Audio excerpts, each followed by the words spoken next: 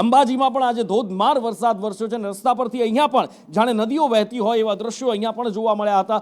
આમ તો જો કે અંબાજીમાં ઘણી બધી વાર આપણે આ ચોમાસામાં જોયું છે કે જ્યારે ભારે વરસાદ વરસ્યો હોય મંદિરના મુખ્ય માર્ગથી લઈ અને નાના નાના રસ્તાઓ ઉપર પાણી ફરી વળ્યા હોય, ફરી એકવાર એવું જ અત્યારે જોવા મળી રહ્યું છે। ધસમસતો પ્રવાહ આપણે જોયો ભવનાથનો અને હવે અંબાજીમાં પણ રસ્તા વચ્ચેથી જાણે નદી વહેતી હોય એવું દેખાઈ રહ્યું છે। લક્ષ્મણ પાસેથી જાણીએ, લક્ષ્મણ, કેવો વરસાદ, શું પરિસ્થિતિ અત્યારે?